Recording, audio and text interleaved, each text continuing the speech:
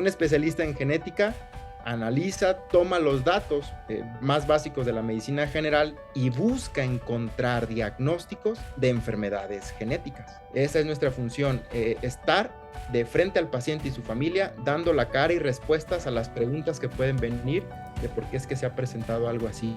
Todo el tema de Angelina Jolie tenía cierto tinte económico. Hay incluso un concepto que se llama el efecto Jolie, y que hay que recordar que una mastectomía radical no elimina al 100% el riesgo de cáncer de mama, así como tampoco una variante patogénica en BRCA1, en BRCA2, te está condenando a tener cáncer. No existe tal cosa. Acá en el hospital donde yo trabajo en la UMAE, Hospital de Pediatría en siglo XXI, hay un hospital de oncología y hay un departamento de oncogenética. Y eso para nosotros es un gran avance en el país. Es el único hospital del Instituto Mexicano del Seguro Social que tiene el departamento de oncogenética. Se estima que más de 2.5 millones de personas en nuestro país podrían tener una enfermedad rara o de muy baja prevalencia. Para alguien que planea tener bebés, entonces ahí debemos de partir de la base de conocer si yo soy un portador de esa mutación en ese gen que causa esa enfermedad. Creo que en México necesitamos eso, la difusión, la educación y crear la base en la sociedad de que estas condiciones, muchas de ellas pueden ser prevenibles. Estás escuchando Ciencia Ligera, un podcast donde nos reunimos amigos para platicar acerca de datos, eventos, hechos y avances científicos de una manera ligera y divertida, con el fin de que te sumerjas o te ahogues en el fascinante mundo de la ciencia. Hola nuevamente y sean bienvenidos a un episodio más de Ciencia Ligera. En esta ocasión tenemos un invitado especial. Él es Alan Cárdenas Conejo y él es médico cirujano y partero por la Facultad de Medicina de la Universidad de Colima. Además es especialista en genética médica, está adscrito al Departamento de Genética Clínica del Hospital de Pediatría, Dr. Silvestre Freund. Tiene una maestría en Ciencias Médicas en la División de Posgrado de la Facultad de Medicina de la Universidad Nacional Autónoma de México y aquí es profesor adjunto del curso de especialización de genética médica.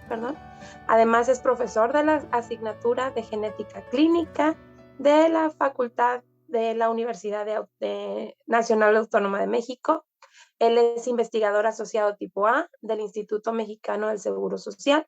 Él es investigador nacional nivel 1 del Sistema Nacional de Investigadores CONACYT.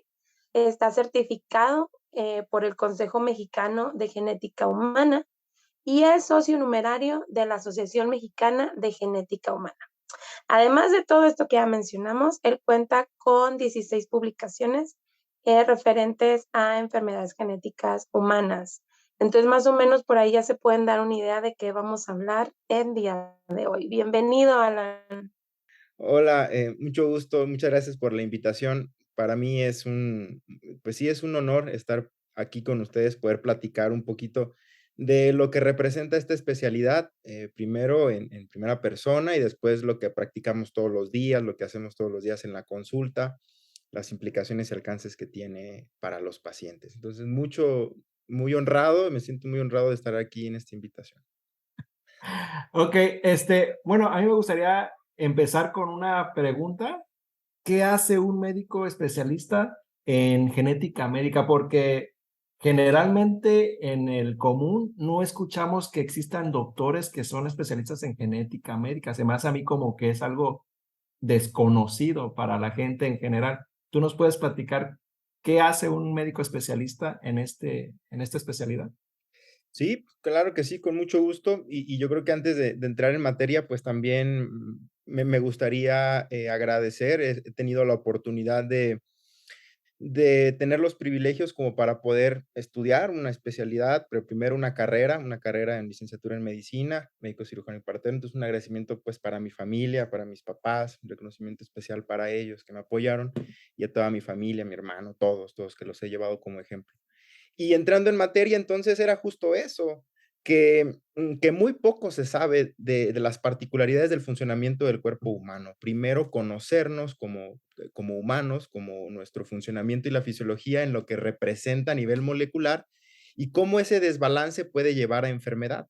Entonces, no es tan común que se escuche un especialista en genética médica a nivel poblacional, pero incluso entre el mismo gremio médico vienen algunos cuestionamientos que yo pude haber recibido también en la carrera y me dijeron, bueno, ¿y esto para qué te va a servir? Eso no sirve tanto.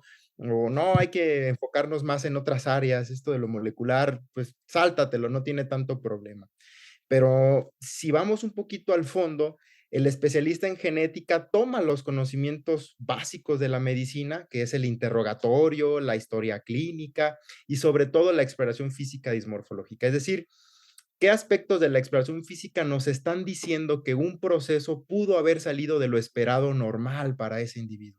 Entonces, un especialista en genética analiza, toma los datos más básicos de la medicina general y busca encontrar diagnósticos de enfermedades genéticas para poder ayudar al paciente y su familia a adaptarse a esa condición de vida, saber las implicaciones que tiene y después ir conociendo si hay opciones terapéuticas pocas veces curativas, pero en muchas otras con el deseo de querer cambiar la esperanza de vida y la calidad de vida, sobre todo de ese paciente y su familia. Responder preguntas tan básicas como por qué es que se presentó, por qué me pasó a mí, en mi familia, si esto se puede volver a presentar, de qué manera lo pude haber prevenido, qué significa esta condición y qué otras implicaciones tiene en mi vida futura. Eso es lo que hace un especialista en genética a grandes rasgos. La mayoría de las personas piensa que estamos en laboratorios o que estamos siempre trabajando con el DNA y les puedo decir que muy poquitas veces hemos hecho una extracción de DNA o un aislamiento y purificación de ácidos nucleicos, por ejemplo, porque nuestro trabajo es con el paciente. Claro que necesitamos conocer, aprender, dominar de las técnicas, para qué sirven su fundamento, para poder elegir cuál es la más apropiada en el diagnóstico de una enfermedad, pero estamos frente al paciente y esa es nuestra función. Esa es nuestra función, estar de frente al paciente y su familia, dando la cara y respuestas a las preguntas que pueden venir de por qué es que se ha presentado algo así, ya sea de primera vez o algo que ha recurrido en la familia.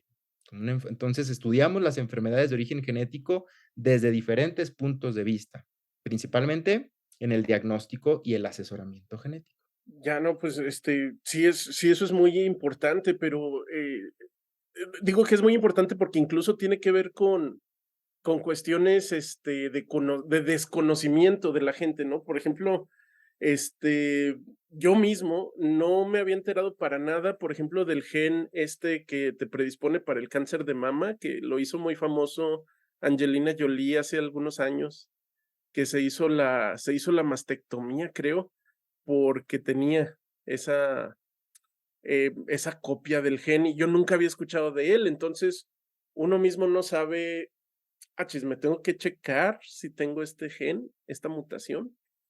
Ya. Y de ahí se desató toda una discusión, ¿no? ¿Ustedes cómo ven esto?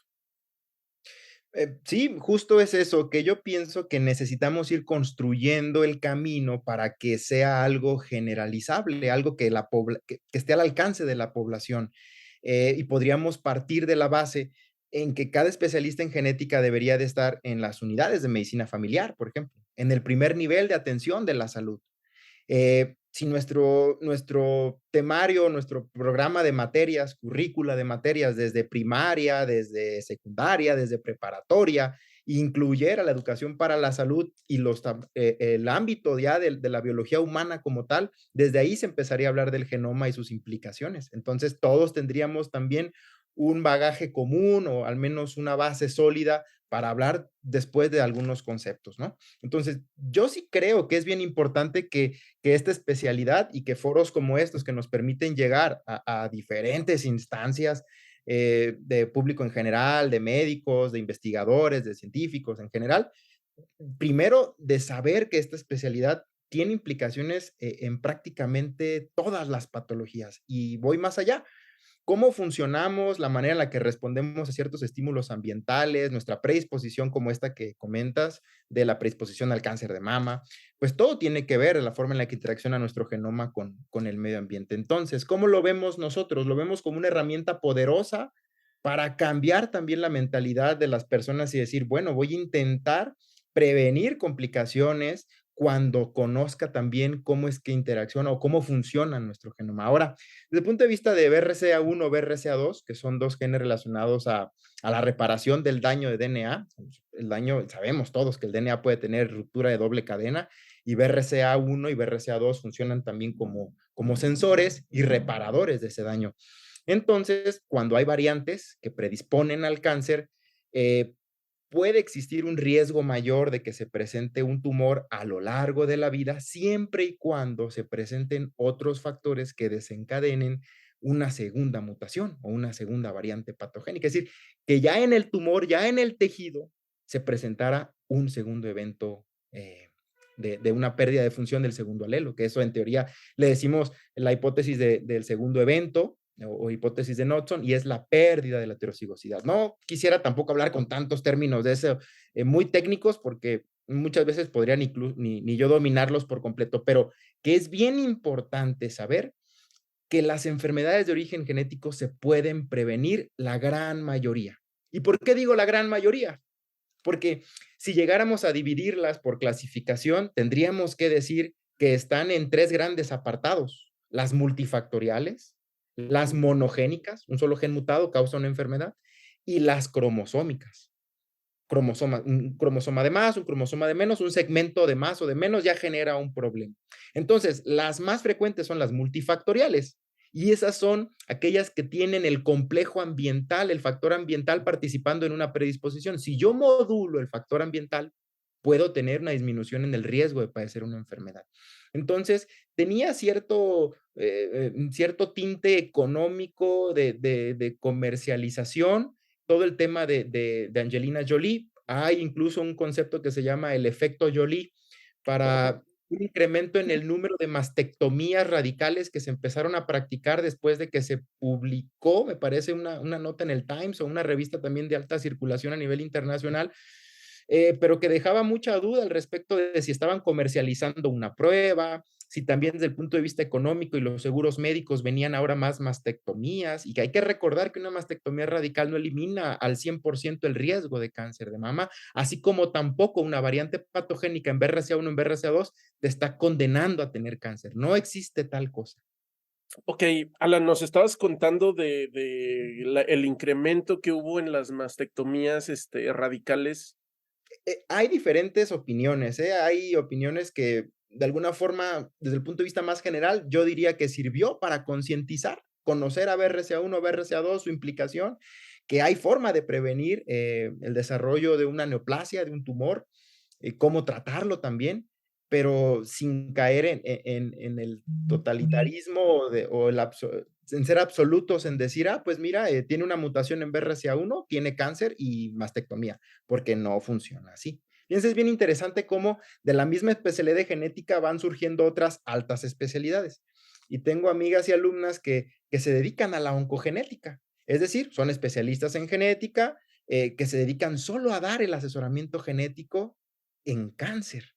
Se llama, se llama curso de alta especialidad en oncogenética. Bueno, que no está todavía como tal, reconocida como tal, ya que pueda entrar, pero que sí ya se da una consulta de oncogenética como tal. Acá en el hospital donde yo trabajo en la UMAE, Hospital de Pediatría en siglo XXI, al ladito tenemos la otra UMAE. UMAE significa Unidad Médica de Alta Especialidad, o lo que llamamos en el instituto como el tercer nivel.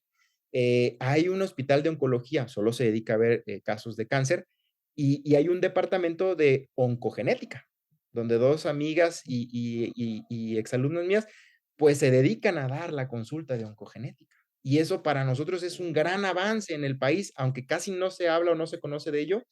Es el único hospital del Instituto Mexicano del Seguro Social que tiene el departamento de oncogenética. Claro que nos gustaría que estuviera en todos lados, pero estas preguntas, por ejemplo, mi mamá tuvo cáncer, mi papá tuvo cáncer, pues se tienen que aclarar, por ejemplo, qué tipo de cáncer, a qué edad, era el mismo tipo de cáncer, era una metástasis o era un cáncer primario, ¿sí?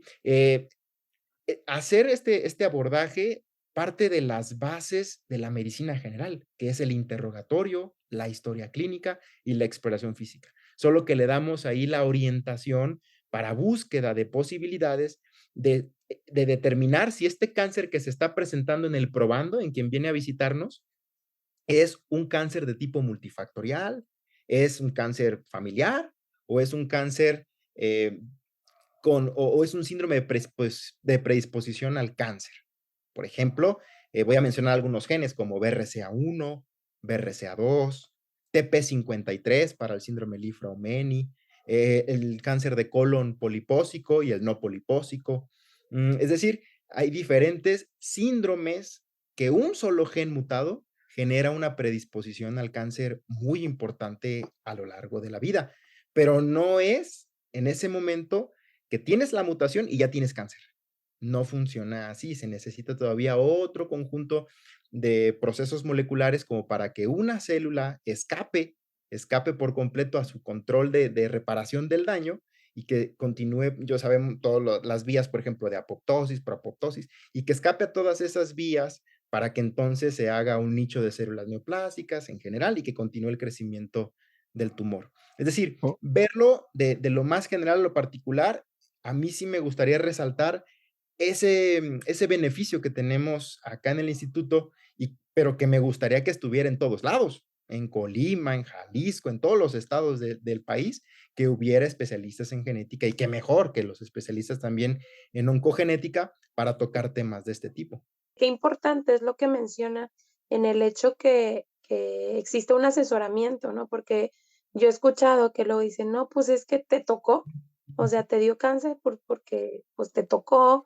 y a lo mejor pues hay toda una historia y como mencionas, bueno, hay una serie de conjuntos que si bien puede darnos una mayor predisposición si tenemos antecedentes familiares, pero a lo mejor no quiere decir que a fuerzas te vaya a dar, ¿no?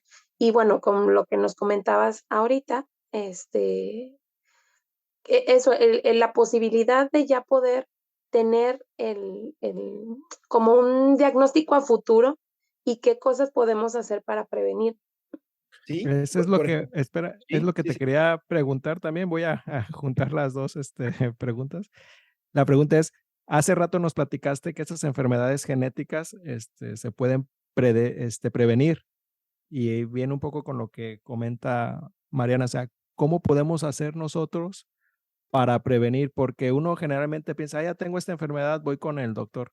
Pero, por ejemplo, en una enfermedad genética, ¿cómo podemos hacer nosotros para prevenir? Una vez me comentaste cuando te comenté que queríamos tener bebés, Andrómeda y yo, que nos hiciéramos una prueba genética para ver si no había predisposición de que nuestros hijos tuvieran una enfermedad.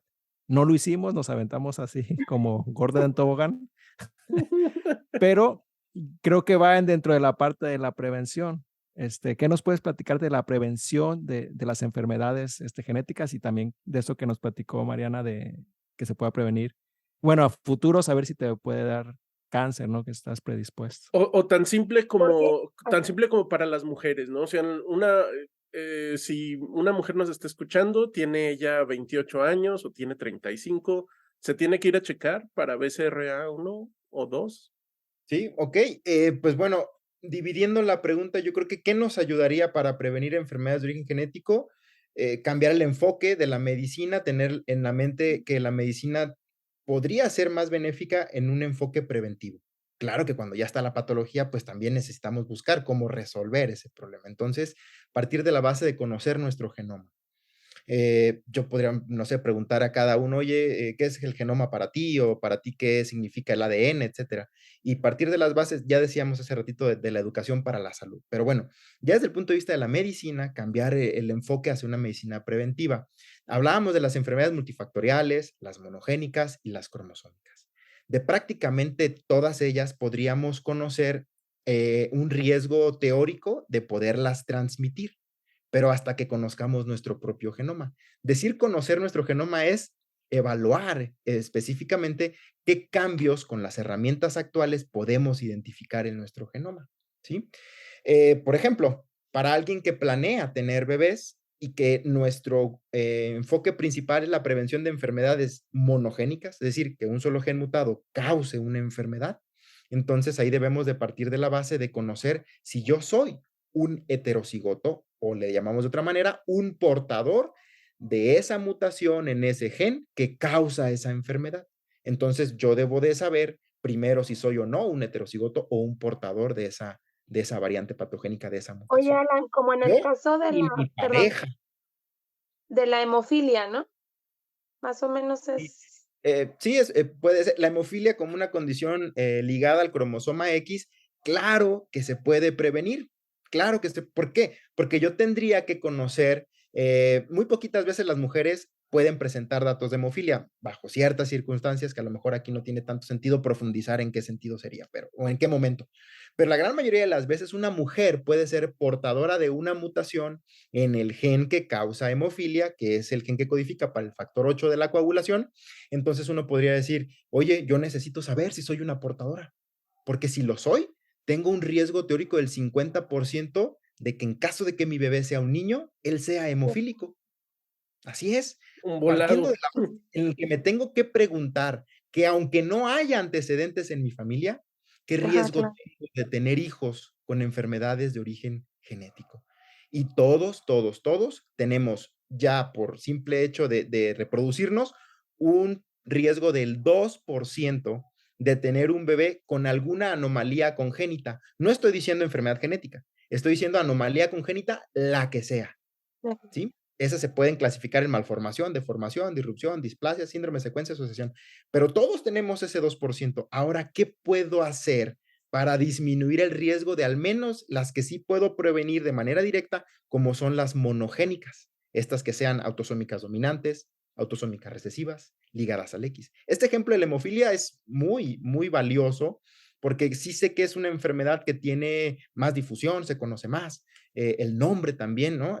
También incluso las manifestaciones clínicas, pues son también llaman mucho la atención, cómo es que no puedes llevar a cabo una buena coagulación. Bueno, más de una mujer en población general que no tenga antecedentes en su familia de alguien hemofílico puede ser portadora de hemofilia. El conocer su estatus o su genotipo permitiría tomar decisiones informadas con su pareja. Porque de ninguna manera sería, mire señora, identificó una mutación en el factor 8 de la coagulación, usted no puede tener hijos. Ah, no le puedo decir eso, porque eso es algo directivo, es algo que yo estoy decidiendo sobre su futuro reproductivo y eso desde el punto de vista de la bioética en el asesoramiento genético no se puede hacer, ¿no? Porque cada quien es autónomo en su toma de decisiones y en la pareja es como se toman las decisiones. Entonces, miren, papás, hemos detectado esto, la probabilidad de tener un bebé bajo esta condición es de esto, pero aún hay forma de poderlo prevenir. ¿Cómo, doctor? ¿Cómo lo podríamos prevenir? Ah, bueno,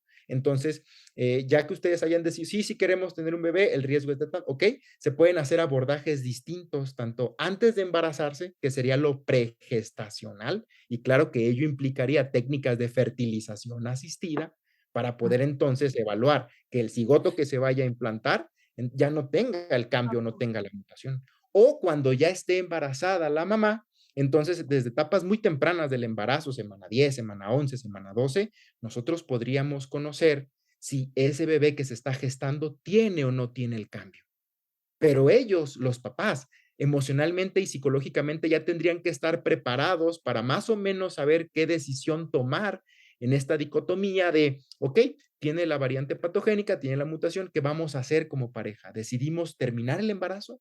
¿O decidimos continuar el embarazo sabiendo el diagnóstico y alertamos a todo el equipo médico que vaya a atender a mi bebé que esté listo y atento para cualquier complicación relacionada a esa enfermedad? Yo pienso que si todos tuviéramos una visión más o menos, no digo que la misma, porque no podemos hacer pensar a las demás personas como uno quisiera, todos tenemos esa libertad de autonomía, de pensar, pero si pudiéramos concientizar que las enfermedades genéticas en su gran mayoría pueden ser prevenibles, creo que la cosa también cambiaría un poco, porque la gran mayoría de las veces por default creemos, en mi familia no hay antecedentes, mi hijo va a estar sano. Yo me cuidé en el embarazo, tomé ácido fólico, mi bebé va a estar sano. Y el impacto emocional para cuando hay un bebé que no es como el que uno esperaba en el estado de salud es fuerte Y alguien podría decir, es que a mí nadie me dijo. A mí me dijeron que en mis ultrasonidos mi bebé venía bien. Ah, sí, pero se había medido solo líquido, placenta, longitud del bebé y nada más. No el genoma. No se había evaluado el genoma. Por ahí hay una regla que a veces es difícil encontrar en los artículos, pero puede llegar a cambiar. Todos somos portadores de entre 7 y 10 enfermedades o entre 5 y 7, por decirlo de alguna manera, enfermedades que les llamamos autosómicas recesivas. Yo les digo portadores porque me refiero a que tenemos un gen cuya variante causaría una enfermedad cuando se presente en estado homocigoto. Entonces, todos tenemos. Ahora falta ver si mi pareja coincide en alguna de esas. Porque si coincide en alguna de esas, el riesgo por simple segregación mendeliana sería del 25% de tener un bebé con una condición autosómica recesiva. Y muchas de las autosómicas recesivas son catastróficas, muchas son letales, muchas no tienen un tratamiento curativo como tal. Yo sé que algunas veces fibrosis quística, por ejemplo. Fibrosis quística es una patología autosómica recesiva. Se hizo hasta una película en Hollywood de dos jóvenes que no se podían besar porque debían ser trasplantados a nivel pulmonar. Fibrosis quística es una condición autosómica recesiva. Eso quiere decir que se necesitan las dos copias mutadas del bebé para que esté enfermo. La tasa de portadores en nuestro país ronda 1 en 40. ¿Qué quiere decir esto? Que si estamos 40 personas en un salón, por probabilidad, uno de nosotros seríamos portador de la mutación de CFTR. En el otro salón, una de 40. Falta que ellos encuentren su media naranja, se casen, que sean portadores y que falte el 25% de probabilidades. Pues no queremos eso. Queremos conocer el escenario de manera previa para poder intervenir y que sea la pareja la que tome decisiones informadas. Ese es el proceso de comunicación al que le llamamos asesoramiento genético. Oye, Alan, y ahorita, por ejemplo, hay paquetes que kits que puedes comprar en Amazon para secuenciarte algunos genes. Te pueden decir algunos genes que puedas tener alguna mutación, pero ¿tú recomiendas comprarnos esos paquetes o primero ir a asesorarnos con un médico y que él nos pida esa secuenciación? ¿O puede ser que yo tenga la secuenciación y ya voy con el médico, tengo esto? ¿Tú qué sugieres? ¿Qué es lo más recomendable? Definitivamente lo que yo sugiero es primero una cita con el especialista en genética, sea el tema que sea. Quiero prevenir una enfermedad, quiero conocer más, una cita con el especialista en genética para el asesoramiento genético. Y eso es la explicación de esto que estamos haciendo para la pareja o para quien viene a buscarnos. Entonces, yo lo primero que sugiero es, no les voy a prohibir, no les digo, está completamente prohibido, nunca pidas una prueba por Amazon porque son dos cosas distintas. Esas son las pruebas que les decimos de servicio a domicilio o pruebas, pues, algunos le dicen incluso, pues, más bien comerciales, pero tienen otro propósito, tienen otro objetivo, que es más bien desde el punto de vista informativo de aspectos multifactoriales, pero de ninguna manera puede dársele un uso médico, porque para darle un uso médico del cual estamos hablando, que es prevención de hijos enfermos, eso ya necesita un grado de confidencialidad y de privacidad de los datos genómicos mucho, muy alto. Entonces, primero, en esa cercanía y en esa completamente privacidad de una cita médica, podríamos hablar con los papás. Lo recomendado es esto. Claro que alguien podría llegar, oye, doctor, yo me hice una prueba en Amazon o de 23andMe y pues dice que, pues que tengo predisposición a la obesidad. Se vale, se vale, pero no le podemos dar el mismo peso a una prueba de valor médico para toma de decisiones, porque las otras están basadas en variantes polimórficas que muchas veces han sido validadas solo para cierta población, por ejemplo, no sé, de Gran Bretaña, de Europa o de Estados Unidos, y que para la población mestizo mexicana no tenga la misma significancia estadística. Que, por ejemplo, allá tengan un OR de 2.5, de 3.5 o de predisposición, pues, para una enfermedad. Acá no podríamos traer esos datos hacia población mestizo mexicana. La forma de interpretar esas pruebas caseras es también un aspecto bien importante del asesoramiento genético. Entonces, no, para temas completamente médicos y reproductivos, una cita de asesoramiento genético y uno determinará cuál es la mejor prueba, las implicaciones que tiene esa prueba, los alcances, las limitaciones. No podemos prevenir todas las enfermedades, porque eso también habría que decirles. Faltan las variantes nuevas o de novo, las variantes que se presentan de manera nueva sin ser uno portador o algo así. Pero las que se ofrecen por internet tienen su función. Yo estoy en contra de que se ofrezcan de manera abierta, porque las implicaciones que puede llegar a tener esa información a veces puede ser malentendida, tanto por el que la ofrece como por el que recibe esa información. Ahora, mira, con esto ya voy a hacer voy a rendir más en el gimnasio, ¿no? Y que un entrenador del gimnasio te dice, hazte esta prueba, mira que con esto vas a estar mejor, no funciona así. Desde el punto de vista informativo, mira, quiero saber si tengo ancestría de Europa. Bueno, puede servir, pero es algo más bien, yo le digo de recreación, más recreativo. No tiene un fin médico específico en la realidad. Oye, Alan, Y el Alan, sistema, perdón, perdón, rápido, nada más, todos queremos preguntar. rápido, Sí, rápido. todos. El sistema de salud está preparado para ese tipo de pruebas. Bueno, me refiero, el IMSS, el ISSSTE tiene máquinas que nos puedan secuenciar el genoma o todo tiene que, o sea, vamos contigo, por ejemplo, al IMSS y todo se va a privado para secuenciar Privado. o el Estado tiene máquinas para hacer ese tipo de cosas. No me debería de meter en esos problemas técnicos laborales. No, la verdad es que quiero mucho a mi institución y quisiera seguir trabajando mucho tiempo ahí. Me gusta estar ahí, me encanta trabajar en mi institución y me encanta vivir en este país. Sin embargo, todos sabemos que hay muchas cosas por mejorar, que como dicen por ahí, hay áreas de oportunidad.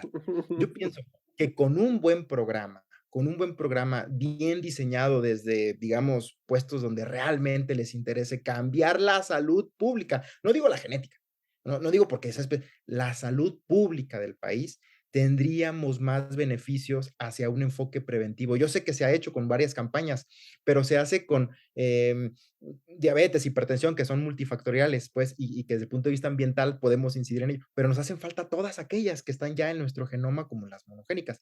¿Se puede? Yo creo que sí se puede. ¿Es difícil? No lo creo, difícil como para llegar a decir que es imposible. En nuestro hospital, en nuestro instituto tenemos un secuenciador de NGS, creo que es de una marca muy, muy específica para NGS, sin embargo, solo funciona para proyectos de investigación. En el momento en el que esto tenga una apertura de alcance nacional, pues podríamos estar hablando de otros propósitos, otros objetivos. Ahora bien, no es tan caro, ¿eh? Uno podría llegar a pensar que es muy caro tener unas pruebas de este tipo. Y resumo más o menos lo que necesitaríamos de manera general, no es una receta de cocina, pero yo les diría que para los padres necesito conocer sus cromosomas, que estén los 46, que no se hayan movido de lugar, que no tengan translocaciones, ok, cariotipo para papá, cariotipo para mamá, que es nuestra primera aproximación al genoma, ver los 46 cromosomas acomodaditos. Después del cariotipo, evaluar que no tengan pérdidas pequeñas o ganancias pequeñas. Eso se le llama microarreglos. A veces podemos no hacerlo, pero si lo quisiéramos más completo, cariotipo, microarreglos y un panel de genes, que es un grupo de genes analizado mediante esta técnica de secuenciación llamada NGS, que te permite ver entre 600 y 700 enfermedades entre autosómicas recesivas y ligadas al cromosoma X. Yo creo que mínimo eso sería lo que necesitaríamos para que una pareja tenga más herramientas de decidir. Claro que hacen falta todo lo que puede llegar o presentarse de manera nueva o incluso un evento disruptivo que no tiene nada que ver con el genoma, pero algo que alteró el correcto desarrollo del bebé y que no es intrínseco al genoma, pues pudo haberlo desencadenado. Pero bueno, voy. A veces se gasta más lo digo siempre en la consulta o hasta con los alumnos de pregrado, se gasta más en el grupo de música, en el salón, de una boda, no sé, en la revelación del sexo del bebé, que ahora que globos azules, que globos rosas, el grupo de música, la cena, a veces se gasta más en eso que en tener lista al menos esa información para cuando tenemos deseos reproductivos.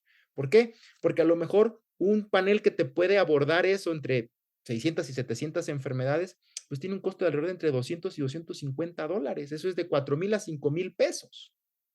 No, Pesos, no está caro. no es caro, claro, por persona, 4,000, 5,000 pesos por persona. Eso no se me hace caro para cuando comparamos con las implicaciones que Bien. tiene el tener un bebé que sabes que va a fallecer en 1, 2, 3, 4, 5, 10, 15 años y que no hay un tratamiento curativo.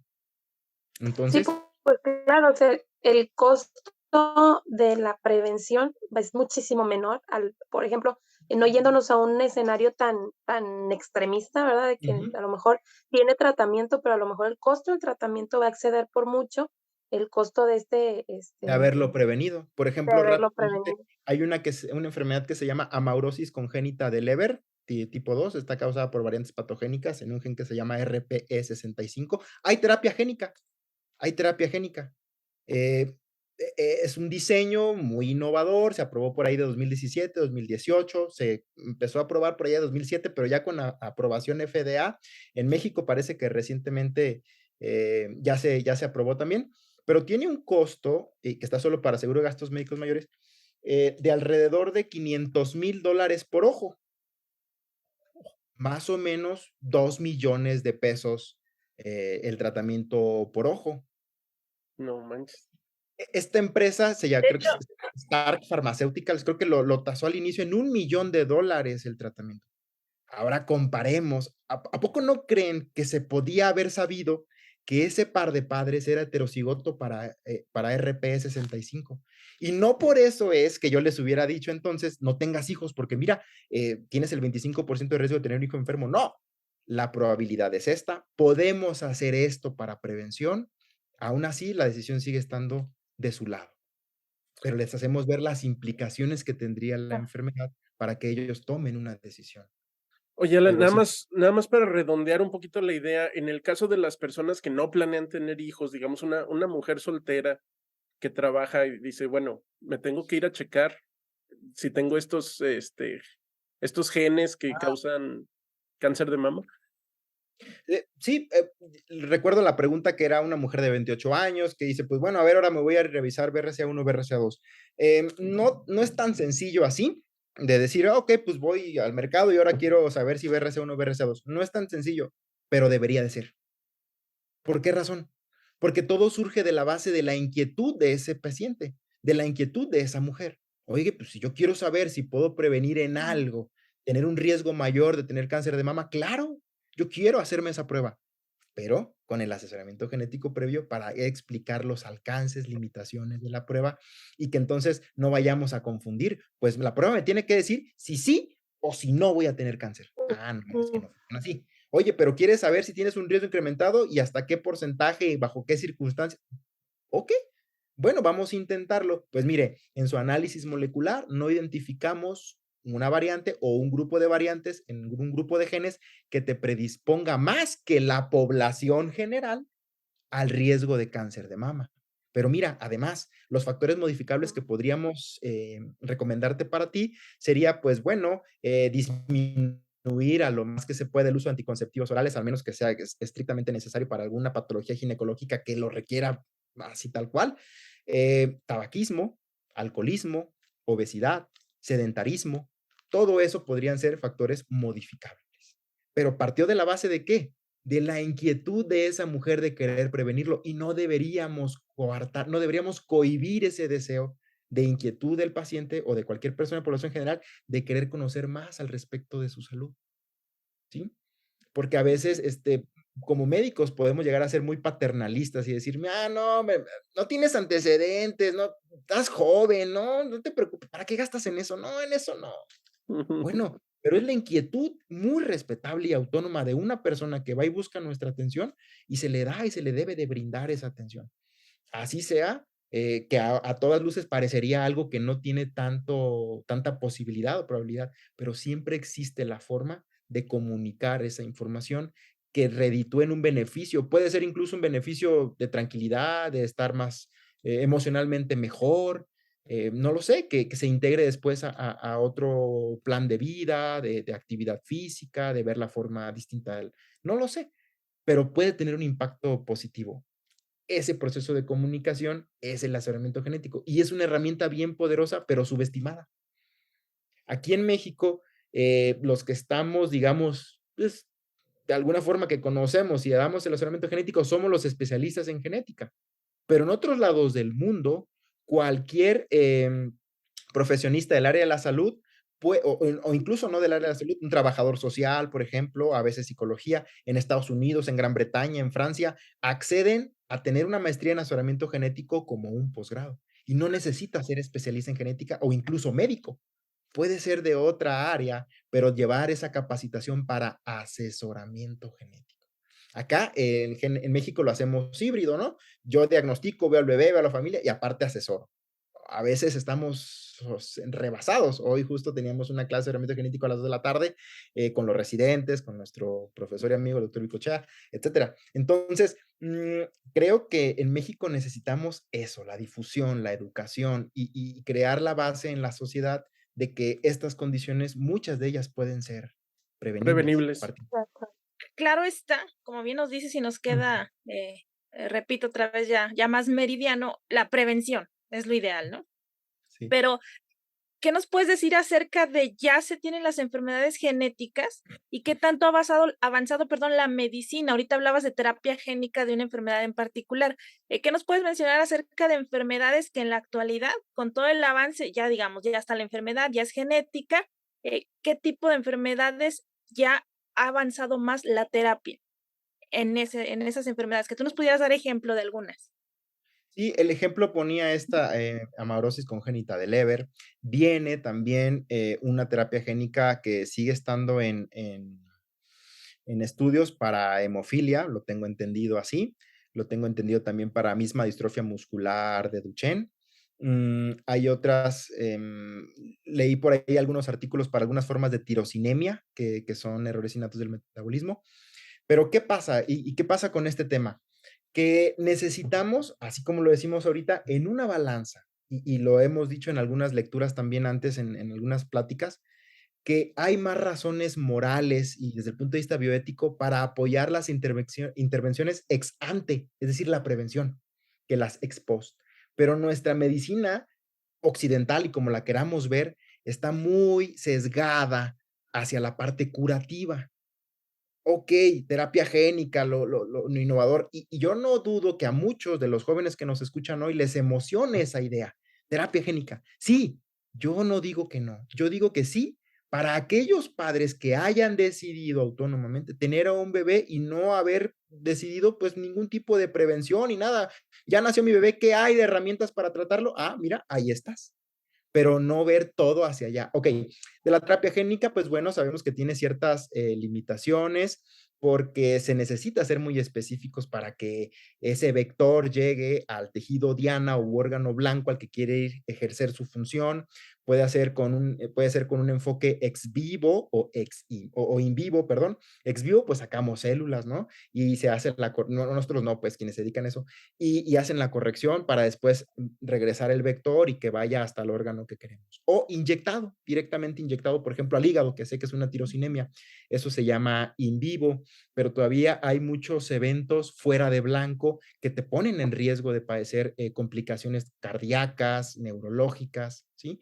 Hay un ejemplo que funcione como ejemplo para esto que me preguntabas, que se llama atrofia muscular espinal. Esta patología, déjenme decirles que es una condición prevenible por completo. Es autosómica recesiva, por lo tanto necesito las dos copias mutadas. ¿Puedo saber si los padres son portadores? Sí, claro, lo puedo saber desde antes de que planeen tener bebés. Ok, la tasa de portadores en nuestro país ronda un valor muy similar al de la fibrosis quística. Lo vamos a dejar en 1 en 45, 1 en 60. ¿Eso es alto o es bajo? Es muy Muy alto, alto. muy, muy alto. Y cuando nace un bebé, estos bebés nunca o muy pocas veces llegan a sentarse. Claro que se divide por diferentes grados dependiendo el tipo de la mutación. A eso le llamamos relación del genotipo con el fenotipo. El genotipo con el genotipo. Ok, pero la mayoría de estos niños no se sientan. La mayoría de estos niños dependen de un ventilador y la mayoría de estos niños fallecen de manera temprana porque un gen que se llama SMN1 está mutado, tiene perdido un exón específico, las neuronas de la médula espinal se van muriendo, no respiran, no se sientan y fallecen. Bueno, pues es una patología en la que se han buscado hacer diferentes intentos de terapia génica y ya hay algunas por ahí comercialmente. Pero ¿qué pasa? Si sesgamos esta información, le daríamos mucho más peso a, ok, hay que encontrar a los pacientes para ofrecerles la terapia génica, pero estamos dejando de lado la prevención. Sí existen alternativas, muy pocas son curativas, en muy pocas hay una tasa de éxito curativo alto, muy pocas veces lo hay, Y no quiere decir que yo que no esté a favor, claro que estoy a favor de la investigación en general que brinde un beneficio para la sociedad, para el individuo, la familia y la sociedad, claro que sí, pero también tenemos que priorizar hacia dónde mandar el esfuerzo, el dinero o los pocos recursos que pueda haber, y yo estoy más de acuerdo con la prevención que con eso. Ahora bien, no todo es terapia génica y curativo. Decíamos hace ratito, muy pocas veces se cura, muchas veces intentamos mejorar la calidad de vida. Hay diferentes fármacos que se llaman de repropósito, es decir, ya fueron aprobados por FDA, por COFEPRIS para una patología, pero ahora le podemos dar un sentido diferente al uso de ese fármaco. ¿Pero con qué bases? Pues sabiendo el origen molecular de esa enfermedad. Si no sabemos qué falló, sería muy poco probable conocer con qué lo podríamos mejorar. Este enfoque no tan nuevo, ya tiene algunos años, se le llama medicina individualizada, medicina personalizada, ¿sí? Eso hace, no que tú diseñes un fármaco para un paciente, no, que un grupo de fármaco sea más útil para un grupo de pacientes que comparten características genómicas similares. Eso sí te permitiría dar un tratamiento más dirigido a lo que se necesita corregir, evitar efectos secundarios o de por sí eliminar o dejar de administrar alguno de ellos. Entonces, por eso es bien importante trabajar en equipo con el resto de los médicos y el resto de los investigadores. Entonces, sí, sí hay ejemplos de terapias génicas, algunos exitosos, no tanto. Yo veo más complicado el uso cotidiano, generalizado de la terapia génica para cualquier patología que la difusión y la divulgación de la necesidad del asesoramiento genético para la prevención. Porque regreso al punto, 4,000, 5,000 pesos más una buena consulta de asesoramiento antes de la prueba, durante la prueba y después de la prueba, es muchísimo menos que lo que costaría la salud de mi bebé o lo que costaría el posible tratamiento.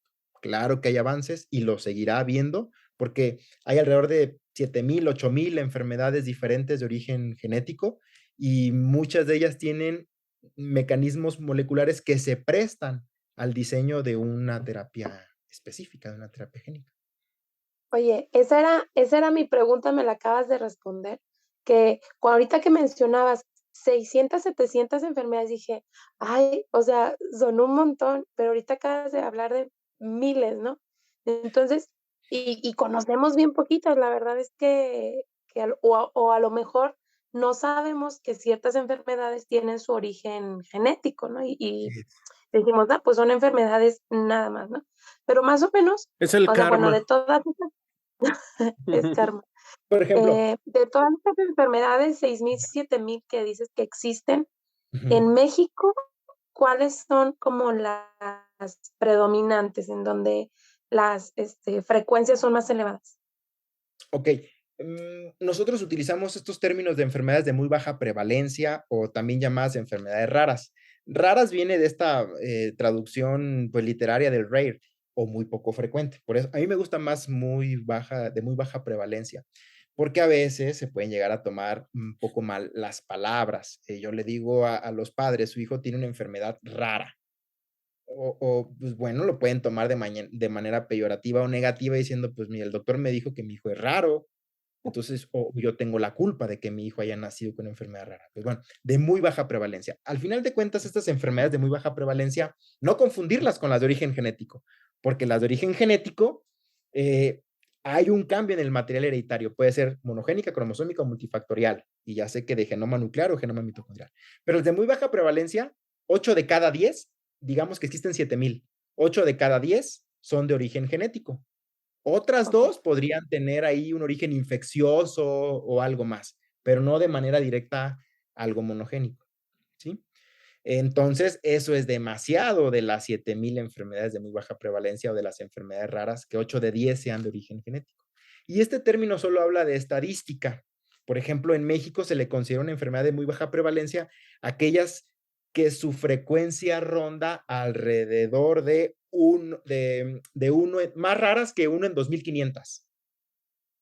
¿Cómo lo podríamos entender? Bueno, síndrome Down es una condición que se presenta alrededor de uno en 700, uno en 800 nacimientos. Por estadística, ¿le llamaría enfermedad rara a síndrome Down? No, No. porque su frecuencia es alta. Ujú. Pero, por ejemplo, otra condición, síndrome Williams. que tiene una frecuencia es menos frecuente, por ejemplo, uno en 7,000, uno en 6,000, uno en 5,000, esa ya puede considerarse una enfermedad de muy baja prevalencia. En México, la Ley General de Salud las define como aquellas que tienen una prevalencia no mayor de 5 en 10,000. Si lo llevamos a otros números, pues sería más o menos de 1 en 2,000, ¿sí? En México, por ejemplo, se calcula ya con algunas estadísticas además, que hay alrededor de 30,000 personas en México que pueden llegar a tener una enfermedad rara o una enfermedad de muy baja prevalencia, ¿sí? Pero ¿qué creen? Se estima que más de 2.5 millones de personas en nuestro país podrían tener una enfermedad rara o de muy baja prevalencia, ¿sí? Sacando el cálculo de que se tiene un estimado de 400 millones de personas en el mundo con una enfermedad rara en este momento. Cifras tomadas diferentes literaturas o citas bibliográficas de aquí a nivel internacional de nuestro país.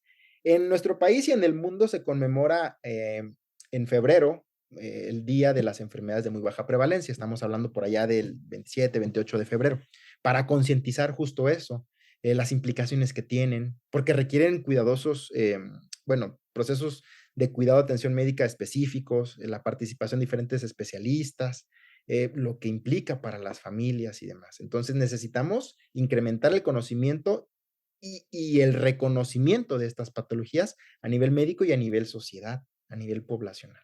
Entonces, podríamos decir que en México, para nuestra población, hay ciertas, nosotros le decimos efecto fundador o mutaciones fundadores para ciertos grupos poblacionales donde suele ser más frecuente un tipo de patología en particular. Eh, Algunas distrofias de retina son más frecuentes en algún lugar del país que en otro lugar del país, etcétera, ¿sí? A lo que voy es que este tema de las enfermedades de muy baja prevalencia es un tema de definición por números, pero prácticamente podríamos ver en México cualquier patología de origen genético. Oye, Alan, ¿y cuál es la que más? O sea, o cuáles son, digamos que el top 3 de las.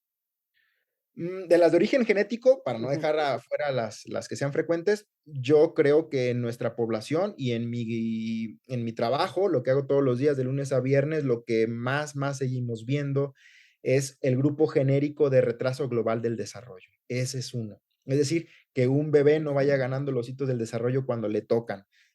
Sostener la cabecita en 3, 4 meses, sentarse a los 6 meses, caminar entre 12 y 15 meses. Si eso va acompañado de otros cambios en la forma de la carita, que si las cejas están para arriba, para abajo, las fisuras palpebrales, la forma en la que crece el cabello, la nariz, los dientes, los pabellones auriculares, yo creo que como grupo, el retraso global del desarrollo.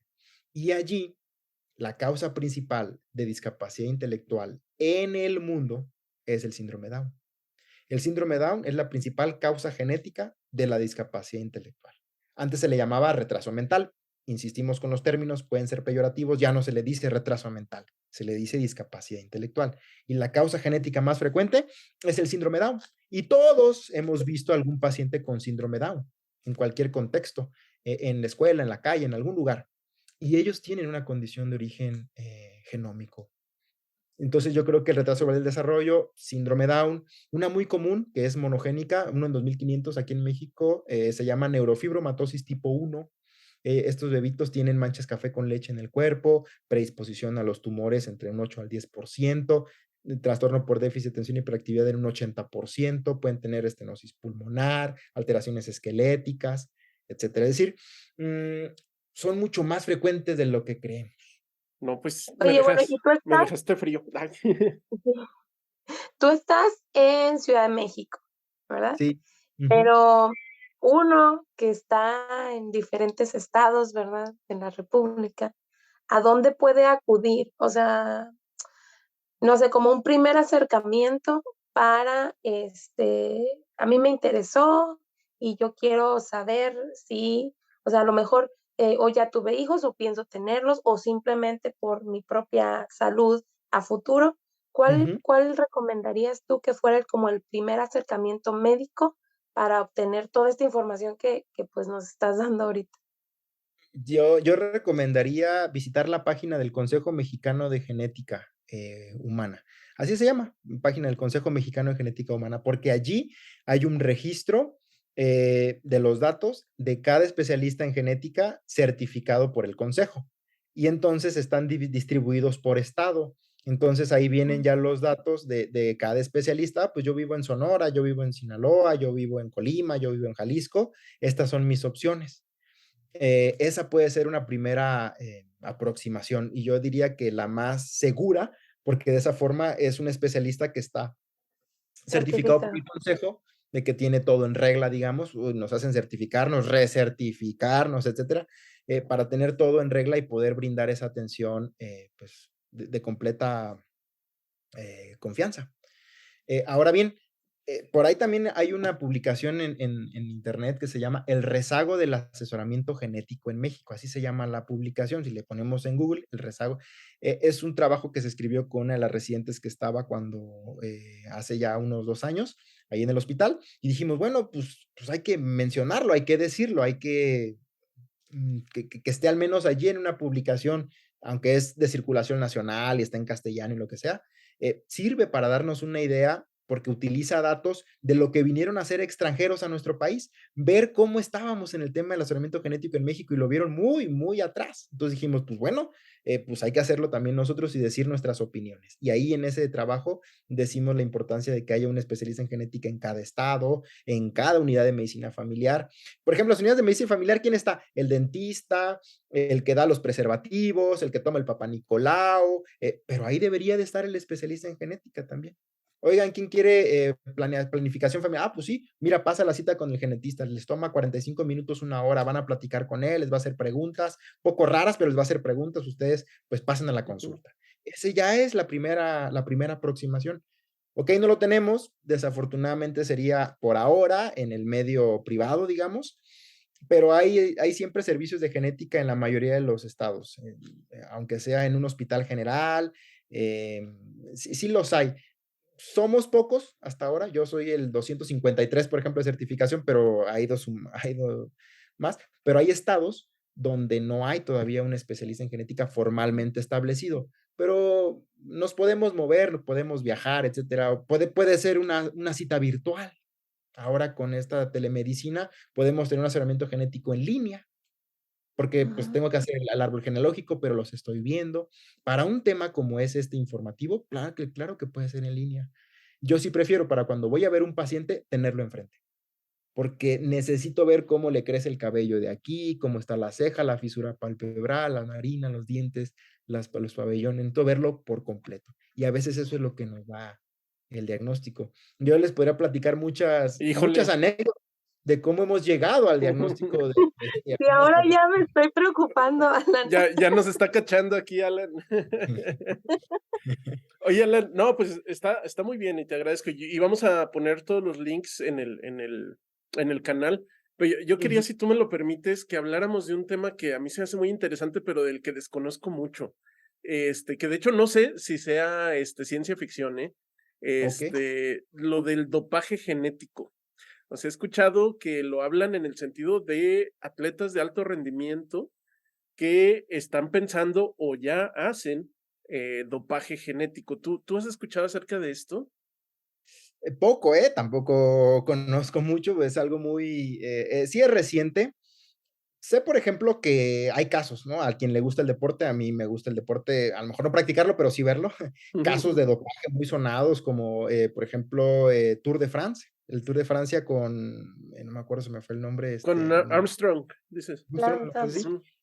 la eritropoyetina, por ejemplo. Entonces, el dopaje genético sí existe, así se llama como tal. Es un procedimiento que busca obtener una ventaja de rendimiento utilizando el conocimiento previo del atleta de su genotipo. Y es decir, incluso hay algunos artículos ya publicados de que podría buscarse una preselección de individuos que pudieran dedicarse a cierto tipo de deportes con base a sus variantes en la secuencia de sus genes relacionados al funcionamiento, al entrenamiento, al endurance, pues esto, a la resistencia, a la fuerza muscular, a la velocidad. Pongo algunos ejemplos. De los primeritos que se empezaron a relacionar fue la enzima convertidora de angiotensina, así se llama, ECA. Luego, el gen que codifica para la eritropoyetina. Luego, un gen que codifica para IGF-1, que es un factor de crecimiento parecido a la insulina, que te da más fortaleza muscular. Otros atletas que quieren tener muy poco músculo para pesar menos, miostatina, por ejemplo. Otros con mejoría del funcionamiento hepático. Otros, por ejemplo, yo podría proponer como candidatos todos aquellos que causen distrofia muscular o que causen una miopatía como enfermedad, pues todos al revés podrían darte un mejor desempeño muscular. Entonces el dopaje genético busca eso, y parece ser que la WADA, esta agencia antidopaje internacional, busca ya ahora hacer pruebas antidopaje genético. Estaba leyendo por ahí un artículo con una gota de sangre en un papel de gota seca, de DBS se llama, Dry Blood Spot.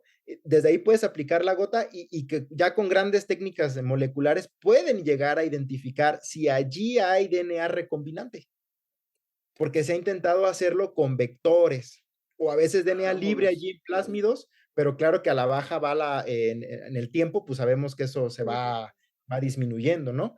Pero lo que buscan es aumentar la expresión de ciertos transcritos, de ciertos genes, sobre todo los relacionados a la fuerza muscular, al metabolismo hepático. Incluso hay uno muy parecido, todos conocemos la metformina aquí, ¿no? La hemos escuchado, un paciente con diabetes, le dieron metformina. Esa metformina tiene una función bien importante en unos proliferadores de los peroxisomas, que también sirven para la energía, pero también de las mitocondrias. Entonces incrementa la biogénesis de las mitocondrias y sabemos todos que es la central energética de la célula. Entonces da un mayor rendimiento. Incluso se ha querido comparar grupos de polimorfismos, por decirlo de alguna manera, de ciertos genes entre atletas y personas de la población general. ¿Y qué creen? Sí hay diferencias. No han encontrado diferencias estadísticamente significativas con un peso estadístico, un poder estadístico real. Hay por ahí un artículo que encontraron diferencias, no, que sí, mejoría para el atleta, y hasta abajito dice, se utilizó la prueba comercial tal, tal, tal, tal. Los datos de los controles están disponibles, los datos de los atletas no están disponibles. O sea, muy tendencioso. Nosotros también en la metodología, para un estudio de casos y controles, casi siempre preferimos tener 2 controles por un caso, ¿no? Casi siempre, al menos tener más controles que, pues acá estaba inversa la relación. Es decir, pequeños aspectos de la metodología que te hacen dudar que realmente tuvieran algo. ¿Por qué razón? Porque sería muy difícil decir que 5, 10, 15, 20 o 30 genes y sus variantes te dan un rendimiento mayor. ¿Dónde queda, por ejemplo, la mentalidad o el compromiso de decir, no me importa si estoy cansado, voy por más? Claro que sí he intentado con algunas de endorfinas y cosas así, pero es muy difícil aislar todo, ya sabemos, ese determinismo genético es muy complicado y tienes que conjuntar los factores. Entonces, no, Oye, Alan, no. pero hay cosas que a nosotros que no sabemos nada al respecto no son muy obvias, ¿no? Porque, por ejemplo, en la NBA, o sea, me dices que esas personas no son más altas genéticamente, ya de un background, ¿no? O sea, son seleccionadas por Claro, este. sí, pero son seleccionadas, yo diría que no creería que sobre su genotipo. Son seleccionadas sobre su fenotipo, tanto su habilidad como su desempeño y demás. Entonces se va supraseleccionando en una población general.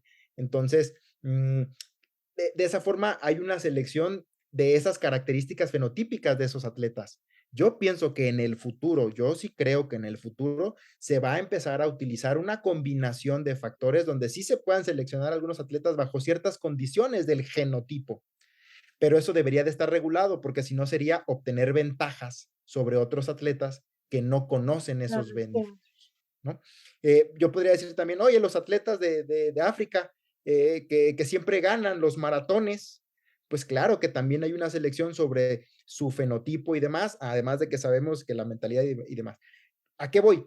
A que desde el punto de vista étnico, ya no le decimos razas tampoco, oye, la raza de acá, no, las etnias, por ejemplo, la etnia afroamericana, la etnia asiática, pueden tener ciertas características genotípicas que les y del fenotipo que les favorezcan su desempeño en la actividad física, pero tiene que ver su bagaje genómico.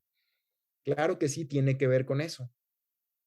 Alguien podría quererlo simular y decir, ok, pues tomo el genoma de un corredor africano, un atleta campeón olímpico y lo busco replicar. Sería muy difícil, Claro. muy, muy complicado. No, no creería que sea en el corto plazo algo realista. No, y Creo que en el no, podría ser. y déjame comentarte aquí algo que salió al respecto. Hay por ahí un investigador de Estados Unidos que se llama Malcolm Gladwell, que habla al respecto de esto de los atletas africanos, y él dice que una cosa que él descubrió viendo los datos es que en particular en algunos de estos países donde son muchos campeones olímpicos, hay un sistema deportivo de selección que es muy intenso. Entonces ellos, digamos que tienen una cobertura de talento de cerca del 80% de la población joven, ¿no? Y cuando comparas la población contra países, Estados Unidos, por ejemplo, para el fútbol americano, para el básquetbol, para sus deportes más fuertes, tienen un 8% o un 10%, porque ellos no se dedican mucho a seleccionar a sus atletas, porque no tienen el sistema. Entonces, ni siquiera es algo genético, ¿no? Es algo que tiene que ver con el sistema que establece el gobierno o que establecen las asociaciones deportivas para seleccionar a sus talentos, ¿no? Pues sí, a lo mejor eso es lo que conocemos hasta ahora o es lo que se publica de un programa, pero que yo sí creo que cuando se hace la selección, como tú lo dices, de ciertas características de un atleta, implícito va que están seleccionando lo de un genotipo, aunque no lo Mm, estén analizando en ese momento, ¿no? claro, claro. Sí, porque pues, a Sí. fin de cuentas te va sobre los tiempos y sobre pues las estadísticas, ¿no? De cómo va Por jugando ejemplo, el el que sea chavo. muy rápido en algún sprint quiere decir que sus fibras tiene fibras rápidas de Claro. contracción, etcétera, o tiene más potencia y demás, y se va supraseleccionando sobre el fenotipo que de manera implícita te lo dice algo del genotipo. Se han intentado hacer estos score o instrumentos cuando va sumando los polimorfismos. Ah, mira, este tiene, pero sería muy difícil que ahora en este momento ya se haga en grande. Creo que se debe regular porque va a haber un momento en el que sí se va a hacer y no puede, siempre llevando el espíritu de deportivismo al grado máximo, porque eso es el evitar sacar una ventaja. El dopaje busca eso, que no gane el tramposo, pues, pero o no gane el que está sacando una ventaja que los otros no tienen, ¿no? Yo creo que en un momento se va a tener que regular más oficialmente. O Ahora que ya se todos hace. lo tengan, ¿no? O sea, que todos Ajá. estén bajo las mismas condiciones. Así es, que sobre el mismo acuerdo todos hayan decidido competir así, o que hayan hecho un Ay, no, programa. pero imagínate, la vara cada vez va a ir más alta. Y Sí, entonces ya puede ser nada más, ay, sí, yo ya pensando, la van a hacer ciertos grupos, este, que se, supraseleccionados, claro, superatletas. y de Olimpiadas atletas, entonces genéticas. va a haber una etnia de atletas, independiente. Podría ser, como esto es ciencia ligera, pues también podría ser ciencia ficción. Y Así claro que también. podría ser, ¿no? Hay varias series que hablan de cosas similares. Por ejemplo, qué tanto una pareja puede ser compatible en el amor. No digo para tener bebés, pero que se enamoren, ¿no? Hay una serie que decía y que hablaba de la variante de un gen que te hacía saber si te ibas a encontrar a una persona, hacer un match con alguna persona y tener una relación de pareja. Otras cosas en la ciencia ficción que tienen algo de cierto. Por ejemplo, la personalidad, las preferencias sexuales, esta pregunta que siempre es muy en las reuniones familiares, a ver, ¿el homosexual se hace o nace? No hay forma de responderlo. ¿Por qué razón? Porque es un rasgo biológico y al ser un rasgo biológico tiene un gran fundamento genómico, pero la forma en la que se modula, la que se presenta, ahí ya va un factor también ambiental o social. Pero si ustedes me preguntaran a mí, es un rasgo biológico. Es un rasgo biológico y por lo tanto tiene un bagaje genómico fundamental. Nuestro color de piel, las cejas, el cabello, la estatura, todo es un rasgo biológico. Puede ser cualitativo o puede ser cuantitativo, pero todo ello tiene un sustrato genómico. La preferencia sexual también. La otra vez estaba leyendo un artículo de los individuos que son transgénero.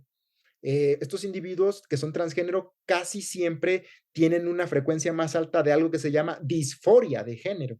Esta disforia de género es el no estar satisfecho con el género que desarrollas o que tienes asignado y demás. Entonces buscan el cambio de sexo.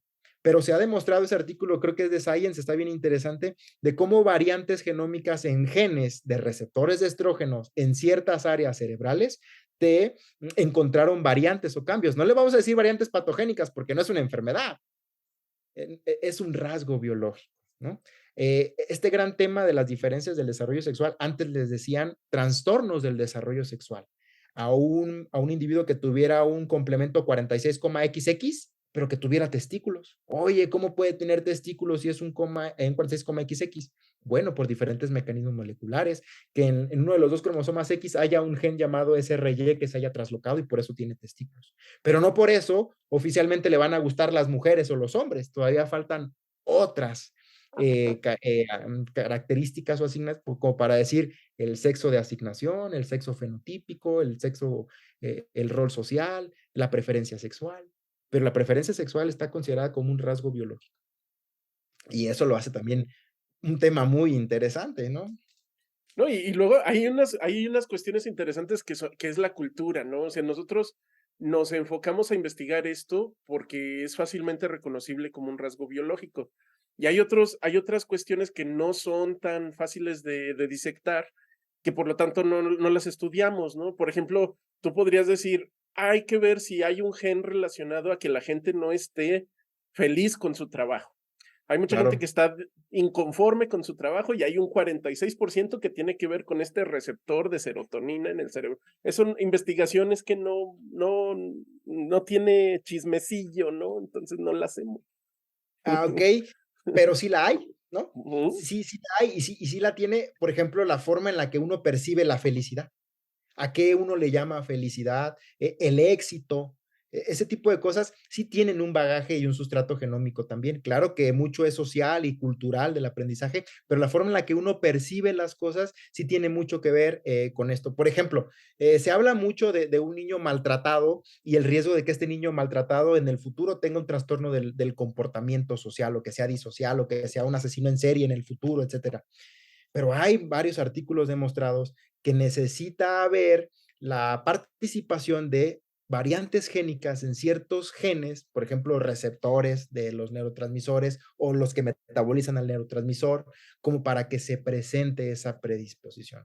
Monoamino oxidasa es uno de ellos, se llama MAO, monoamino oxidasa, más el factor social del maltrato infantil temprano por tus familiares. Eso ya es un factor que suma más al contexto multifactorial. Pero sí que las hay, ¿eh? Nosotros vemos estos trastornos del neurodesarrollo, por ejemplo, el trastorno del espectro autista. Este es bien interesante porque uno dice, y lo lee, ¿eh? Uno lo lee y dice, el autismo, no se conoce la causa, hasta ahora no se conoce la causa del autismo, etc. No se conoce una sola causa que explique siempre el trastorno del espectro autista. Pero hay un trastorno espectro autista que debe de ser analizado en el contexto de un paciente para saber si tiene otras manifestaciones clínicas de un síndrome. Y entonces decir, mira, este comportamiento de este niño se debe a la variante génica aquí, de este gen en particular. PTEN, por ejemplo, CDH8, muchos que de verdad que yo sigo viendo en consulta, muchos y me sorprenden, que venían como, mira, tiene un síndrome Asperger. Pues no le hagas nada, pues si es multifactorial, no pasa nada, ya sabemos que no se va a curar, etc. No, vamos a buscar a fondo hasta donde se pueda llegar al origen de las manifestaciones de ese niño. Entonces, ese es un ejemplo nada más. Oye, el autismo, no se conoce la causa. No se conoce una causa única, porque la mayoría de las veces es multifactorial, pero una proporción sí está causada por la mutación de un solo gen. La forma en la que se module la expresión de ese fenotipo, participarán más genes y más variantes. Pues está interesante la plática, pero ya creo que ya nos extendimos un poquito, un muchito. Pero sin embargo, siempre decimos esto, pero yo creo que sí vale la pena invitarte otra vez para platicar a lo mejor de enfermedades particulares o temas como estos de asesinos seriales, cómo es su genotipo, etcétera. Estaría muy padre, la verdad, en un futuro platicar sobre esto. No sé si quieras agregar algo más, un mensaje para los que nos escuchan, Alan. Sí, claro. Presumir mi chamarra. Presumir mi chamarra de Ciencia Ligera. Está ahí el comercial. Por favor, sigan Ciencia Ligera. Yo lo voy a también a promocionar con mis alumnos. También me invitaron a otro podcast que se llama De Chícharos y Habas, del doctor Elías. Para seguirlo. Específicamente una patología que se llama fibrosis edificante progresiva, y ahí hice promoción de Ciencia Ligera. Entonces dije, el podcast de mi hermano se llama Ciencia Ligera, ciencia, @ciencia_ligera, por favor todos sigan. Y a mí sí me gustaría, porque pues me encanta la genética, entonces, y yo la veo metida en muchos lados. Entonces, si hay un tema bien, por ejemplo, otra vez me habías contado que tenían temas ahí de terrores nocturnos, de las pesadillas, del sonambulismo, de que se subió el muerto, de la parálisis del sueño, experiencias más allá de la muerte. Todo eso tiene mucho que ver con el neurofuncionamiento y sus variantes también. Si después hay otros episodios donde vas a participar 5 minutos, porque vamos a ver 5 minutos, me conecto, hablo y después ustedes con el episodio, para que no sea todo para mí, ¿no? También puede ser, oye, una opinión de esto, claro. No, o puede ser como parte del panel, ¿no? Si va a ser como una enfermedad o algo así. O sea, no todo bombardearte de preguntas, sino más bien que entre todos estemos participando. Hay que decir, oye, una parte, claro, sí, yo encantado, porque pues sí, yo creo que estos instrumentos como el podcast sirven para eso, para llegar y alcanzar puntos que uno no imaginaría, ¿no? Por ejemplo, te invité a una conferencia, pues sí, te escuchó el que estaba en la conferencia y el que medio puso atención y no se durmió, pero esto sirve para aquel que tiene el deseo, le da play y puede escuchar pues otras cosas, ¿no? Aprender, sobre todo, pues seguir en este universo, seguir en el universo. Pues bueno, Alan ya nos dijo las redes sociales, @ciencia_ligera, síganos por favor en todas las redes y denle suscribirse en el botón de suscripción en YouTube, y también nos escuchan en Spotify y en Amazon Music. Pues no me queda más que agradecerte por haber venido y aceptar la invitación, y pues gracias, chicos, nos vemos hasta la próxima. Sí, gracias, Alan. Gracias, Alan. Gracias. Hasta luego.